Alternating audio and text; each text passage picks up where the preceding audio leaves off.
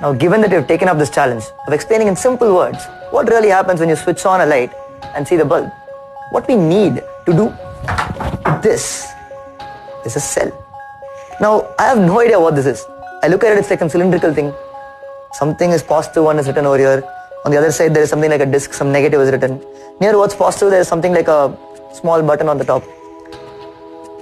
How will I start here and understand how the light glows? What has this got to do anything with what I'm asking? Now to do this, to really understand what a cell has to do with our initial question, you have to get a picture or an idea for what we call an electric current. Now for some of you it might be a new word, but let's see what it means. So let's say you've seen a river, right, that's just flowing down a mountain, it's going really, really fast. Maybe in Haridwar if you see Ganges, that's how it's going really fast. Now you say that the water has a current in a given direction.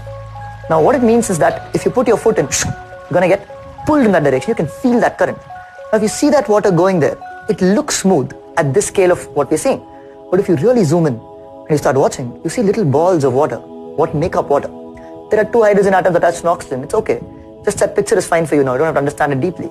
But you see all these balls banging against each other in random directions, but eventually having some direction they're going in.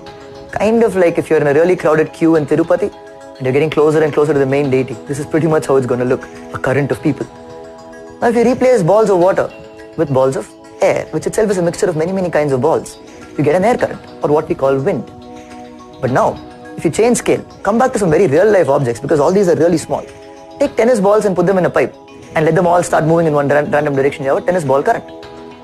Now the question then for us is, what we mean by current, for our purpose here, is simply a large number of some kind of balls moving in some general direction as they are banging against each other.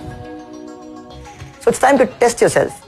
If I ask you now, if you know the current is in that direction, let's say a tennis ball current, then can you say that every single tennis ball at every single point in time is going in that direction? Can you even say that a tennis ball at some point should have gone in that direction? Think about it. Yes.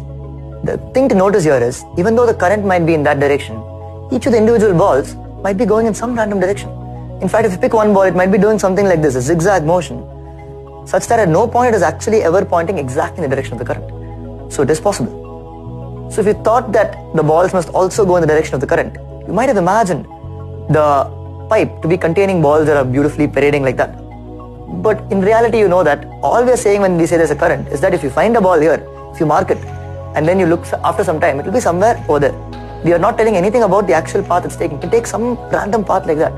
Never be exactly in the direction of the current. But if at some time you see it here, after some time, you can be sure it will be somewhere in that direction. That's what we mean when we say there is a current in that direction.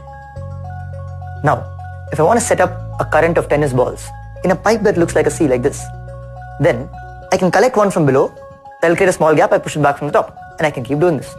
And after a while I'll get really bored. I can hire somebody to do it.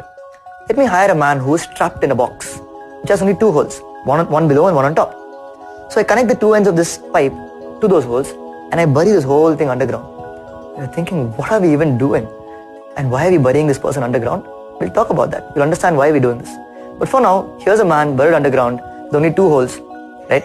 And he keeps picking up balls from the bottom part and puts it on the top again, below, and he keeps doing this all the time, thereby maintaining this current of tennis balls into the box and out of it.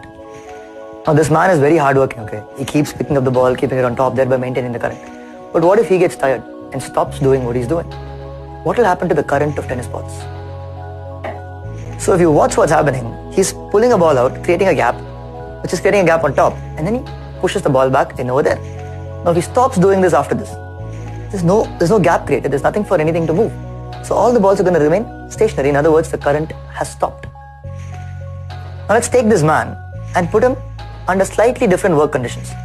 Let's tell him, listen, the pipe is gone. Now there are some few balls below you. You carry them and do what you're doing before only. Carry one up and keep it up, but hold them there. So you're continuously doing this. After a while, he is holding a few balls on top, right? He has to do some work to do that, right? He's holding them there. And he's done some work to take them there. Now this picture of a man holding balls up, waiting for a pipe to someday come so that he can begin his current below, after which he can start doing his whole job, is our cell. Because now, if we draw out what looks like a typical cell around this, and if we name the man inside chemical X, now something chemical is happening, we can't tell you more right now. And then, if we tell you, instead of holding up tennis balls, This whole thing over there, those balls that he's holding up, are smaller than even water balls, smaller than even air balls. They are balls that are extremely small, probably the smallest balls we know, called electrons. Now what these electrons are and all that and all, we'll learn later, okay? Then what if I tell you everything now, what you do in 7th, 8th, 9th, 10th and all?